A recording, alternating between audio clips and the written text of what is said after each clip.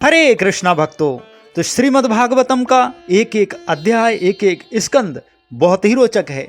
इस अध्याय में शौनक मुनि ने सूत गोस्वामी जी से व्यासदेव के बारे में, सुखदेव गोस्वामी के बारे में, महाराज परीक्षित के बारे में, श्रीमद् भागवत पुराण के बारे में ऐसे बहुत रोचक प्रश्न किए हैं, जिससे हमें यह पता चल जाता है कि भागवत किस प्रकार इस धराधाम में हमें प्राप्त हुआ है।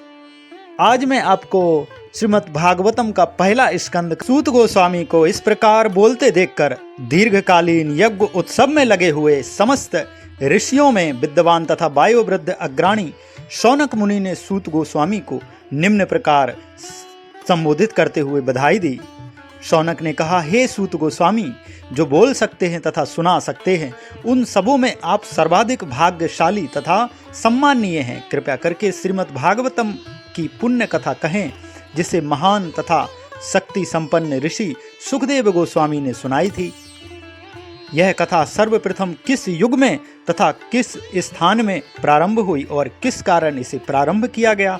महामुनि कृष्ण द्वैपायन व्यास ने इस साहित्य ग्रंथ को संकलित करने की प्रेरणा कहाँ से प्राप्त की? उनका पुत्र परम भक्त समदर्शी ब्रह्मवादी था, जिसका मन सदैव ब्रह्मवाद में केंद्रित रहता था। वह संसारी कर्मों से परे था, लेकिन प्रकट ना होने के कारण अज्ञानी जैसा लगता था। जब श्रील व्यासदेव अपने पुत्र के पीछे पीछे जा रहे थे, तो नग्न स्नान करती सुंदर तरुणियों ने वस्त्रों से अपने शरीर ढक लिए। यद्यपि व्यासदेव स्वयं नग्न न थे, लेकिन जब उनका पुत्र वहीं से गुजरा था, तब उन्होंने वैसा नहीं किया था। मुनि ने इसके बारे में पूछा तो तरुणियों ने उत्तर दिया कि उनका पुत्र पवित्र है, और जब वह उनकी ओर देख रहा था तो उसने स्त्री तथा पुरुष में कोई भेद नहीं माना। लेकिन मुनि तो भेद मान रहे थे। कुरु तथा जंगल प्रदेशों में पागल, गूंगे तथा मूढ़ की भांति घूमने के बाद जब वे हस्तिनापुर नगर में प्रविष्ट हुए, तो वहां के नागरिकों ने उन्हें कैसे पहचाना?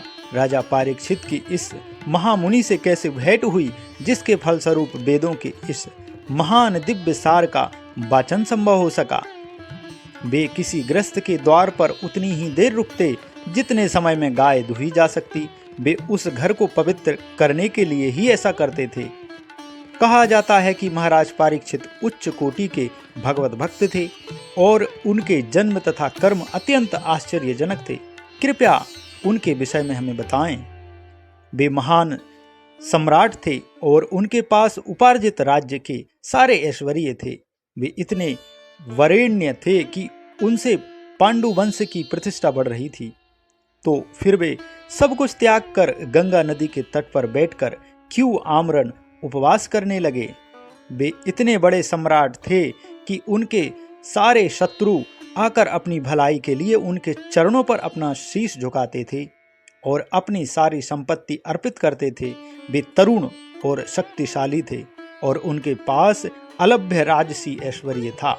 तो फिर वे अपना सर्वस्व, यहाँ तक कि अपना जीवन भी क्यों त्याग चाह रहे थे?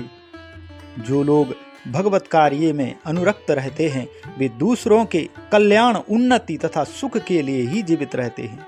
वे किसी स्वार्थवश जीवित नहीं रहते। अतएव राजा परीक्षित ने समस्त सांसारिक वैभव की आसक्ति से मुक्त होते हुए भी अपने उस मर्त शरीर को क्यों त्यागा, जो दूसरों के लिए आश्रय तुल्य था? हम जानते हैं कि आप वेदों के कतिपय अंश को छोड़कर अन्य समस्त विषयों के अर्थ में पटु हैं। अतएव आप उन सारे प्रश्नों की स्पष्ट व्याख्या कर सकते हैं जिन्हें हमने आपसे अभी अभी पूछा है। सूत गोस्वामी ने कहा, जिस समय द्वापर युग का त्रेता युग में अति व्यापन हो रहा था, तो वसु की पुत्री सत्यवती के गर्भ से पराशर द्वारा महान ऋषि व्यासदेव ने जन्म लिया। एक बार सूर्योदय होते ही उन्होंने व्यासदेव ने सरस्वती के जल से प्रातःकालीन आचमन किया और मन एकाग्र करने के लिए वे एकांत में बैठ गए। महर्षि व्यासदेव ने युग के कर्तव्यों में विरोधाभास देखा। कालक्रम में पृथ्वी पर अदृश्य शक्तियों के कारण विभिन्न युगों में ऐसा होता रहा है। परम ज्ञानी ऋषि अपनी दिव्य सृष्टि से युग के प्रभाव से प्रत्येक भौतिक वस्तु की अवनति को देख सकते थे। वे यह भी देख सकते थे कि श्रद्धाविहीन व्यक्तियों की आयु क्षीण होगी और वे सच्च गुण के अभाव के कारण अधीर रहेंगे। इस प्रकार उन्होंने समस्त वर्णों तथा आश्रमों के लोगों के कल्याण पर विचार किया। उन्होंने देखा कि वेदों में वर्णित यज्ञ के साधन हैं जिनसे लोगों की वृत्तियों को शुद्ध बनाया जा सकता है। अतः इस विधि को सरल बनाने के लिए ही उन्होंने एक ही वेद के 4 भाग कर दिए, जिससे वे लोगों के बीच फैल सके। मूल ज्ञान के स्त्रोतों के 4 पृथक विभाग किए गए, लेकिन पुराणों में वर्णित ऐतिहासिक तथ्य तथा प्रमाणिक कथाएं पंचम वेद कहलाती हैं।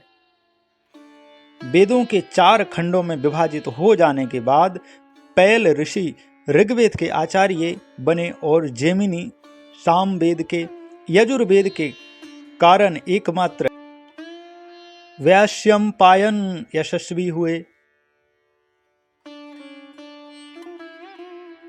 अत्यंत अनुरक्त रहने वाले सुमंतु मुनि अंगिरा को अथर्ववेद सौंपा गया और मेरे पिता रोमहर्षण को पुराण तथा इतिहास सौंपे गए। इन सब विद्वानों ने अपनी पारी में उन्हें सौंपे गए वेदों को अपने अनेक शिष्यों, प्रशिष्यों तथा उनके भी शिष्यों को प्रदान किया और इस प्रकार वेदों के अनुयायियों की अपनी अपनी शाखाएं बनी।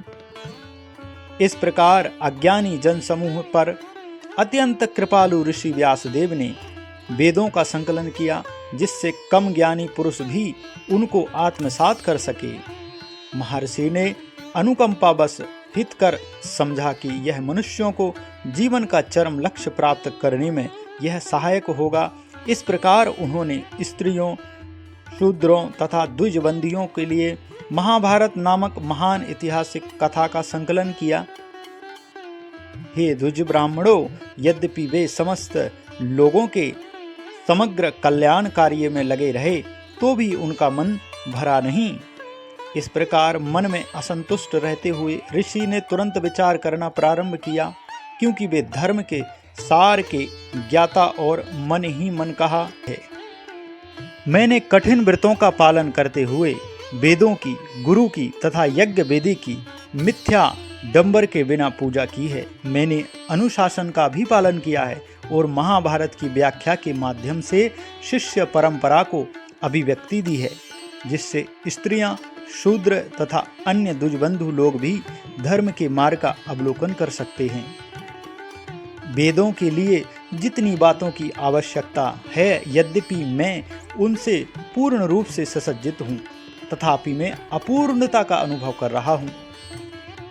हो सकता है कि मैंने भगवान की भक्ति का विशेष रूप से कोई संकेत न किया हो, जो सिद्ध जीवों तथा अच्युत्य भगवान दोनों को प्रिय है। जैसा कि पहले कहा जा चुका है, जब व्यासदेव अपने दोषों के विषय में पश्चाताप कर रहे थे, उसी समय सरस्वती नदी के तट पर स्थित कृष्ण द्वैपायन व्यास की कुटिया में नारद जी पधारे। श्री नारद मुनि के शुभ आगमन पर श्री व्यासदेव सम्मान पूर्वक उठकर खड़े हो गए और उन्होंने सृष्टा ब्रह्मा जी के समान उनकी पूजा की।